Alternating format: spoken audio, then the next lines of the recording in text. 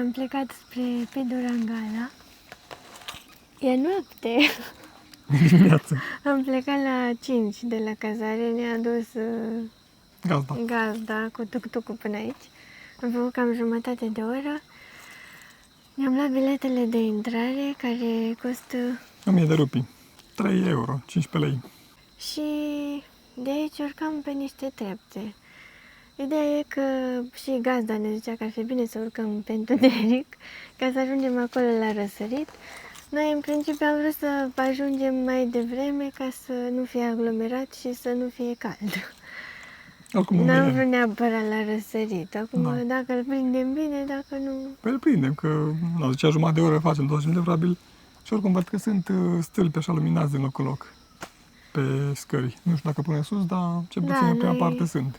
Noi ne-am luat și frontalul cu noi, acum vedem dacă e nevoie sau nu, dar nu cred. Da, păi oricum deja începe să lumineze. Ar trebui să urcăm cam 20 de minute, jumătate de oră, da? Doar că urci destul de abrupt. Uite ce scări abrupte.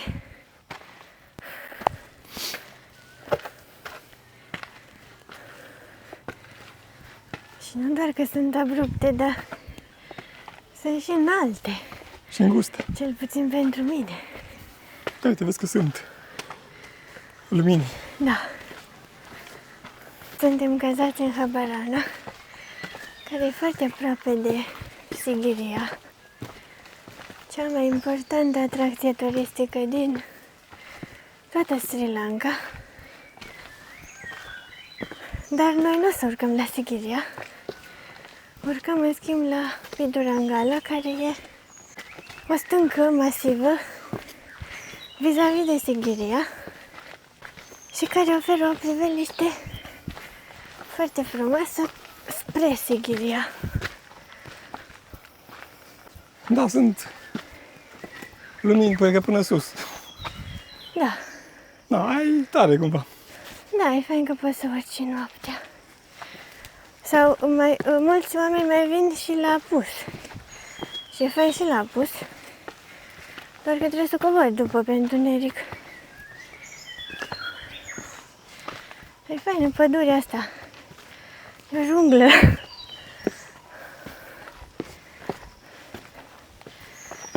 Când am venit de la cazare până aici, am trecut pe un drum care merge între două parcuri naționale. Și trec mulți elefanți pe acolo. Am văzut și noi unul, doar că era întuneric tare. Că nu prea era lumină pe strada, era ceva drum secundar.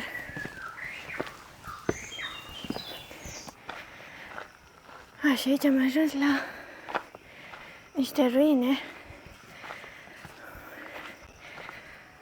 Wow, ce sus suntem! E o statuie mare cu Buddha aici. Da, din ce am citit aici a funcționat o mănăstire budistă. Și ruinele astea sunt destul de vechi, antice, din secolul I. Iar de aici ar trebui să mai avem cam 5-10 minute până sus.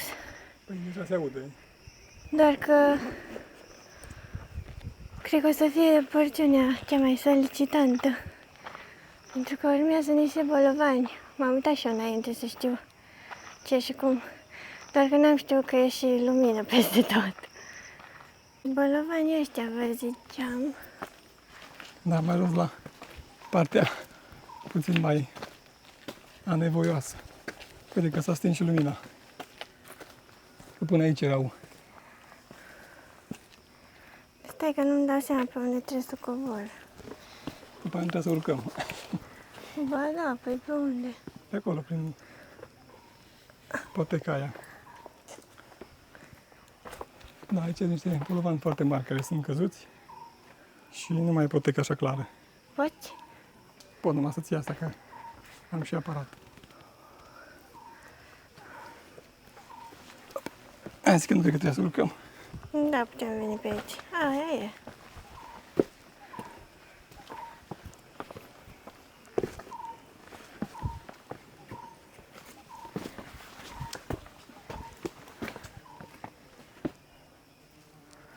Dăm mie camera.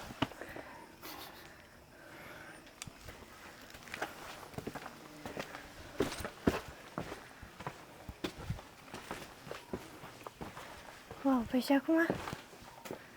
Acum, nu știu, pe aici pare a fi luminat. Hai de capul meu.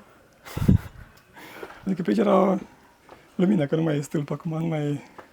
Vezi, aici sunt... Stai să mă uit să nu fie ceva, vreo lighioană.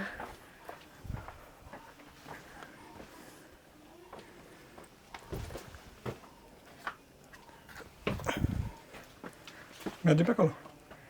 Păi da, dar nu prea îmi dau seama unde trebuie să merg. Pe acum? E pe sus? Nu. Pe aici cred că da.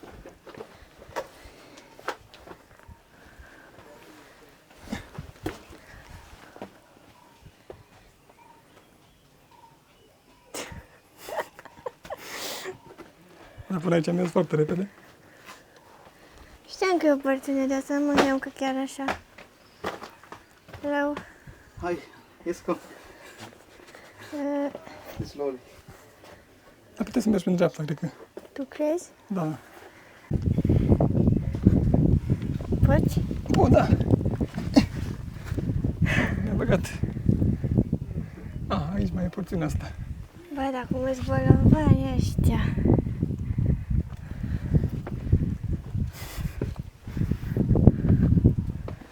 Hai că sus bate Aici vântul. suntem sus. Mamă, ce bine că bate vântul, că suntem fleașcă de la ce umiditate era în pădure. Da, chiar că stai sub bolovanul ăsta. Ai de capul meu.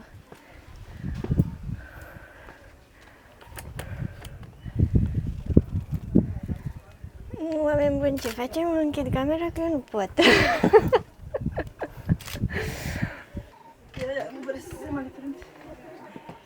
În față se vede Sighiria, doar că mai avem ceva bolovani de trecut.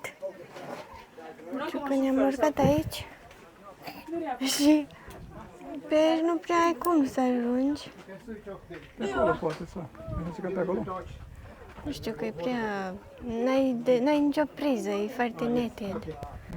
Și văd că oamenii... This the way? I don't know I don't exactly. know. Oh, monkey! Another one. Da, mergem pe acolo? Păi văd că ei trec pe acolo, nu știu, poate e mai bine. You can go up here. Pe aici mi-e frică să ne alunecăm.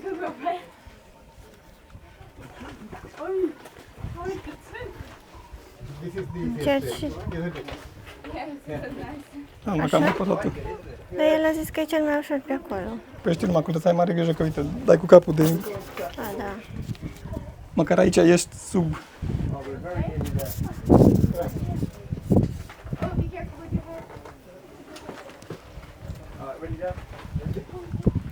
E ok pe acolo? Da, cred că da. Here, Vrei să iau camera? you can sit here and just Ce dau imediat, că să văd și eu cum mă dau jos de aici. Hai că am reușit cumva să ne strecurăm printre bolovani alea. A început răsăritul.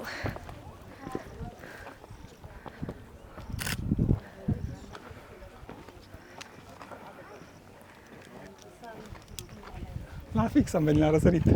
Poftim? La fix am venit la răsărit. Da. Acum, uite, răsare soarele. Câți oameni sunt?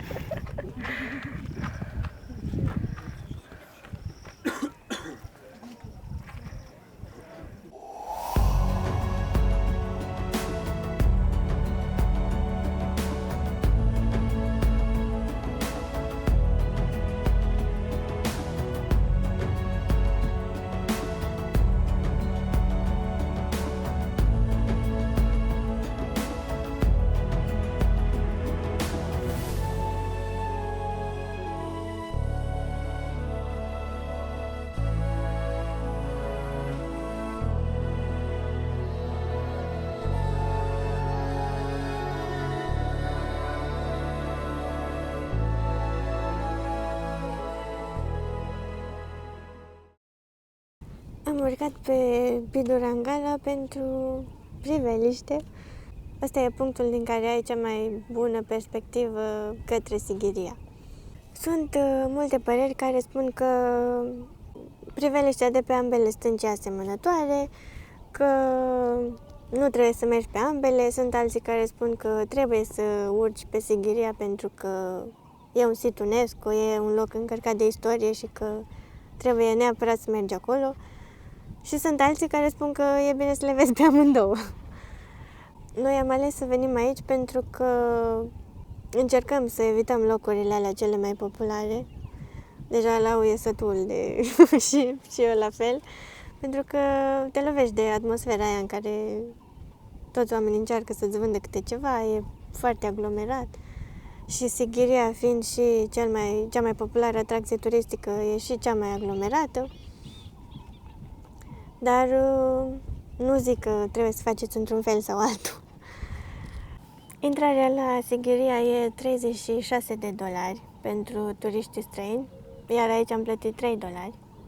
Ce e de fapt stânca de vis-a-vis? Sighiria e o cetate antică, e sit UNESCO, cum vă ziceam. Acolo, de fapt, a funcționat o mănăstire budistă, doar că pe la anii 500 un rege a venit și a zis că el vrea să construiască o fortăreață acolo pe vârful stâncii și le-a cerut călugărilor să se mute pe stânca de lângă, adică pe Pidurangala, unde suntem noi acum și unde vă ziceam că în trecut a existat o mănăstire budistă, deci cea de acolo s-a mutat aici. Mult timp stânca a fost abandonată, jungla a acoperit-o cu totul și asta până prin anii 1800, când coloniștii britanici au scos-o la lumină. Un scoțian a găsit niște scrieri, a identificat stânca și a escaladat-o pentru prima dată prin 1700 și ceva.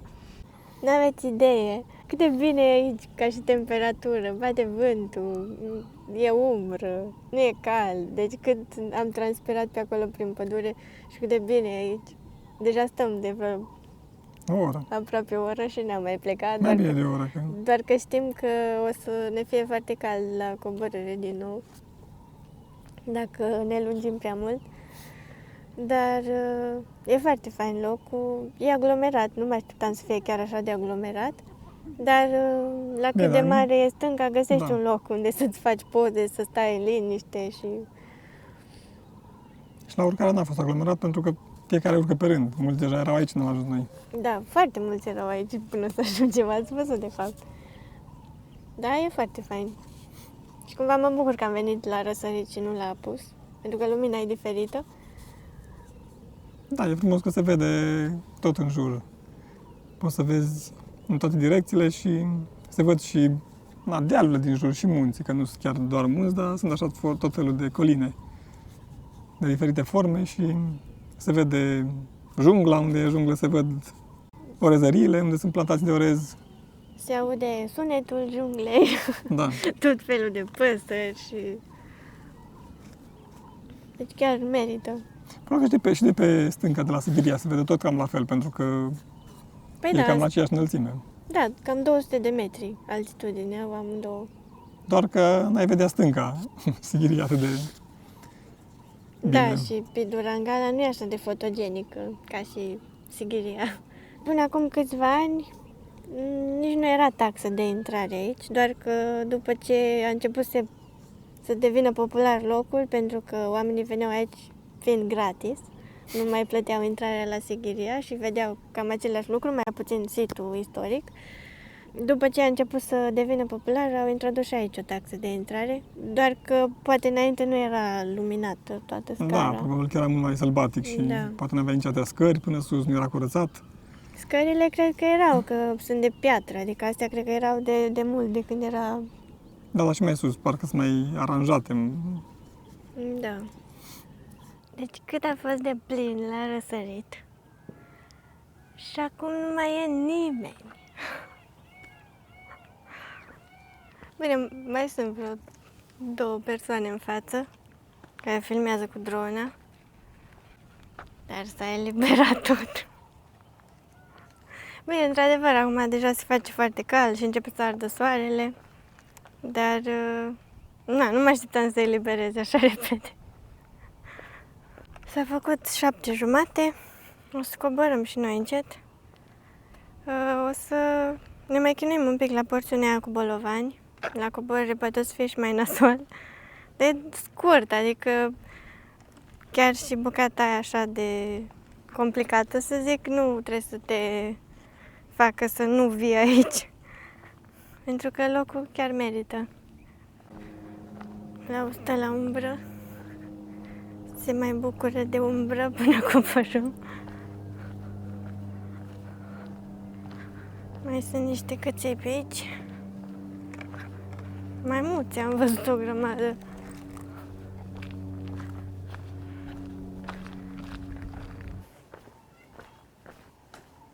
Pe aici am venit.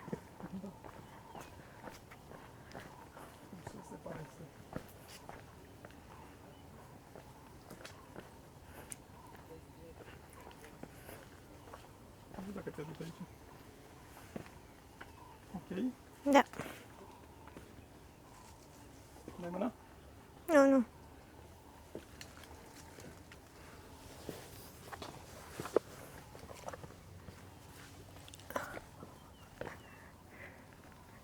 Dar noi pe acolo am venit.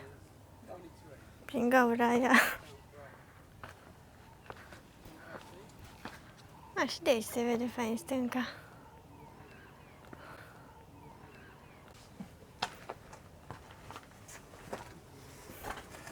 Dacă ai nevoie să-mi dai camera, îmi spui. Bine.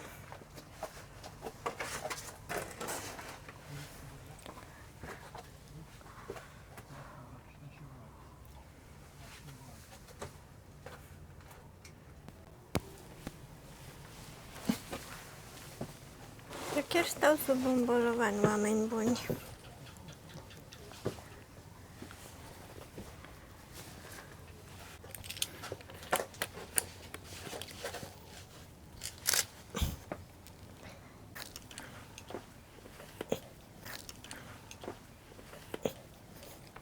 Am reușit!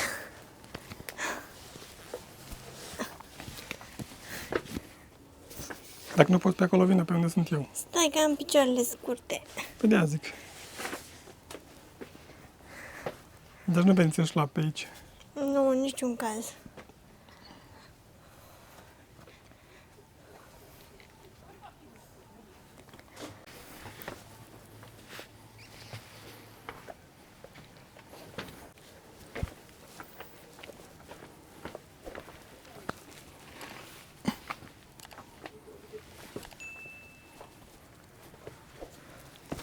Noi am venit pe acolo, nu? Nu. Pe aici? Sau? Bine, poți și pe acolo și pe acolo, dar parcă e mai bine pe aici. Nu țin să vin pe acolo. Vezi cum se vede, dacă nu se poate. Merge? Da. Gata.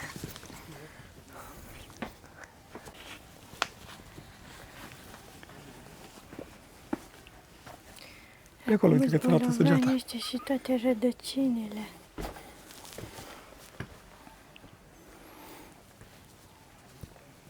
Dar nu pe aici. Nu, pe acolo am venit așa.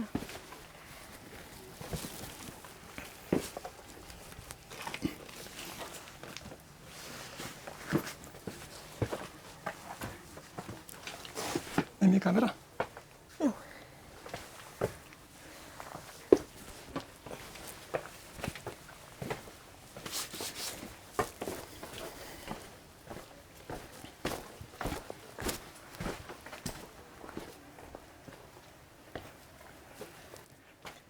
Gata. Porțiunea cea mai dificilă a trecut.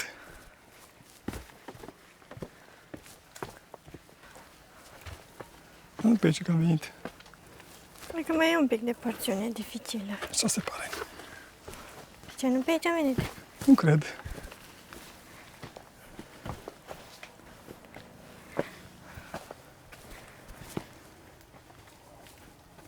Da, pe aici. Eu sunt aluneci.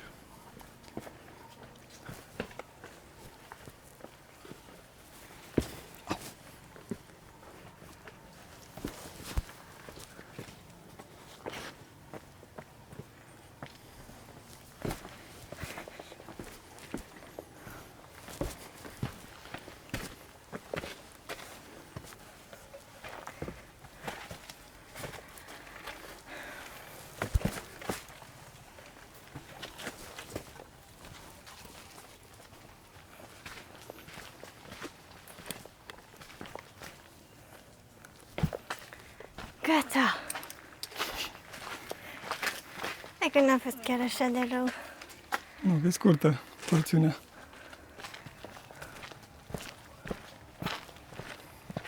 Ajungem la statuie, nu? Da, am ce cald e deja. Da, deja e foarte cald. Și e 8 fără 10.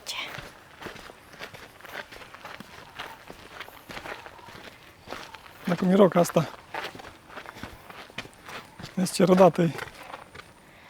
Aseamănă, e același tip de rocă cu stânca care era la Dambula. La fel arată.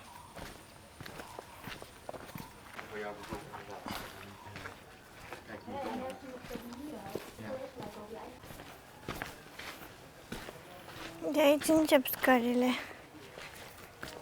până la bază unde mai e un templu. Practic acolo, lângă templu, plătești biletul de intrare.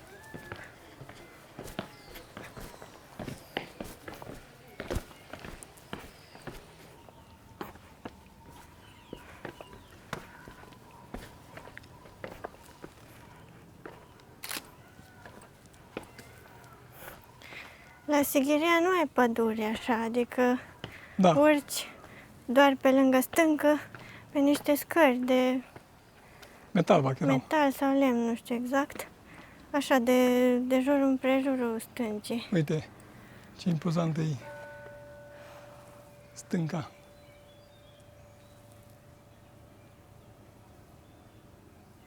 Îmi place locul ăsta, nu-mi pare rău că am venit, Da, chiar da. fain. Da, e chiar e fain. Și nu e așa aglomerat, în sensul că nu, pe potecă când am urcat nu era multă lume, acum când cobor nu mai e nimeni, aproape.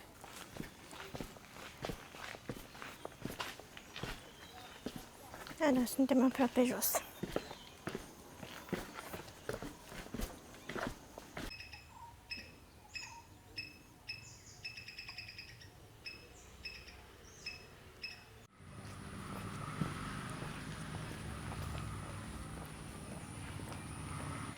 După ce am coborât și am ajuns la templu pe unde se plătește intrarea, dacă te mai plimbi puțin prin față, ajungi la un sit. Da, sunt ruine aici. Pe harta pare ca și cum ar fi o fostă cetate.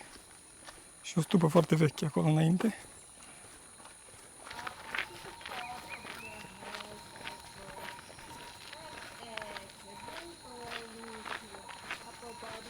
În interior se păstrau rămășițe din corpul lui Buddha, moaște cum ar veni. Și atunci structura e plină, e doar o încăpere foarte mică în care se pun relicvele. Cum sunt toate ruinele astea și prin junglă. Acolo în față mai sunt niște coloane.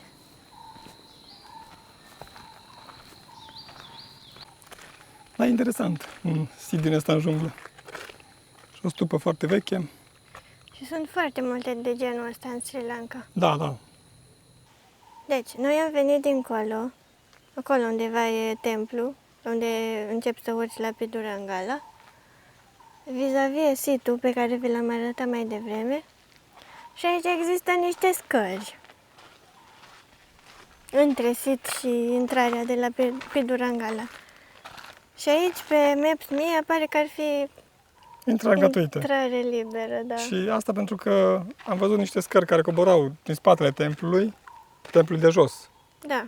Deci, practic, dacă urci pe aici, dai direct în templu și treci de intrare. Da, da.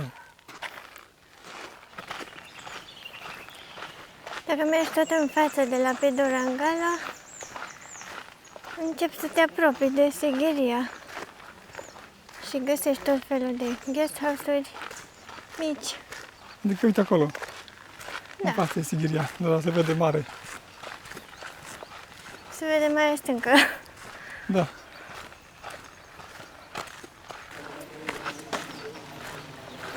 Sunt foarte aproape una de cealaltă, stâncile, ați și văzut, și din cauza asta mulți vin la răsărit la Pidurangala și după ce se deschide situl merg la Sighiria.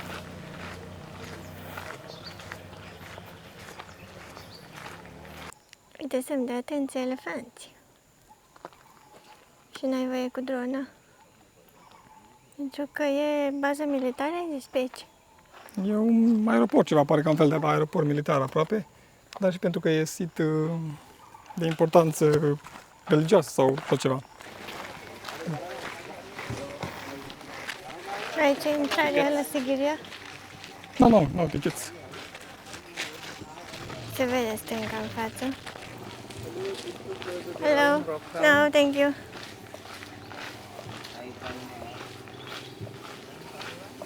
Încă sunt oameni care vin la ora asta. Bine, e târziu, e abia 9 ceasul. Da, e 9 și 20, da, e foarte, foarte Da, cald. te urci acum pe căldurile astea. Suntem fleașcă, nu mai putem. Mai putem? Mai putem, dar suntem fleașcă. Unde ieșim? De acolo. Mamă, ce copac aici. Deci cum te bagi la umbră, ți se schimbă viața.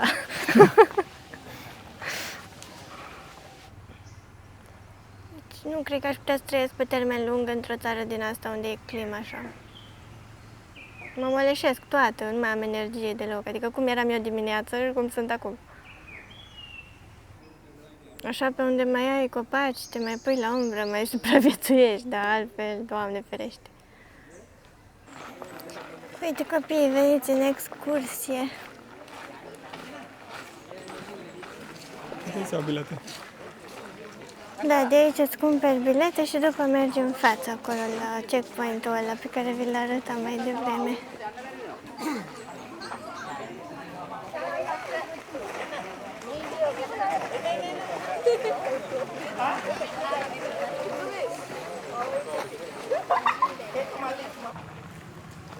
Uite semnul de Asia Express. Am mai găsit un semn de Asia Express în Georgia, în piața din Kutaisi. Dar chiar acum ziceam că pe aici mergeau concurenții ca să ajungă să urce sus pe stânca de la Sighiria și... Și ne gândeam cum au rezistat săracii. Da. La ce căldură e. Dar nu mai semnul. Tare, nu? Da. Acum mergem la drumul principal care e în față, îl vedem deja. Să luăm autobuzul să mergem la cazare, că nu mai putem. Da, tuk-tuk ne-ar fi așteptat gazda, doar că n-am vrut că nu știm exact cât o să stăm, am stat ceva și gazda a zis că ar fi undeva la o oră jumătate, 2 și ne-am stat cred că vreo 4. Cu cine a plimbat prin zonă și atunci luăm Da, autobuzul spre cazare. plus că nu prea mi-a plăcut niciodată ideea asta să stea cineva după mine, că mă simt așa presată de timp, că nu vreau să-l fac să aștepte și Da, îmi nici place să mă grăbesc. nu vrei să fugi, că vrei să stai în locul dacă îți place mai mult, să stai mai mult. Da, plus că noi și filmăm și atunci stai până e cadre și nu e ca atunci când cobori și urci și după cobori imediat, după ce ți-ai făcut niște poze. Zona Habarana mi se pare destul de interesantă, așa cu toate mlaștinile și orăzăriile. Iar roca pe care am fost, din Durangala, Și Durangala. merită. Merită și efortul de a urca până sus și merită și biletul de intrare, pentru că e priveliște foarte frumos de acolo și că ar fi și mai spectaculos dacă ar fi în sezonul ploios, când ar fi și niște nori peste... Asta dacă nu te plouă când urci. Da, dacă te plouă, că nu, da. Să prinzi un răsărit fereastră. după ce a plouat noaptea. Da. Mi-a plăcut zona și mi se pare... Doar că asta dacă e foarte cald. Cel puțin acum 38 Da, de e grade. foarte, foarte cald. E cel mai cald de când am venit noi în Sri Lanka. Ne gândeam că o să fie mai cald în sud, la mare sau în alte zone, dar până acum e cel mai cald aici. Și sunt multe de văzut, doar că nu reziști așa, adică nu... Acum ai avea timp să Da. mai vezi încă multe chestii, dar nu mai poți, vrei să mergi, să faci un duș, să stai, doar să stai și să bei chestii reci, să nu mai faci nimic. Oh, varanul. Stă pe mușuroi Care de stă? termite sau ce e acolo. Asta e mușuroi de termite, așa-i? Cred că da, sau ceva de genul. Stă la soare. Păi stă să mănânce. Ele ies, hop. Ah, da mă, că asta mănâncă insecte, nu?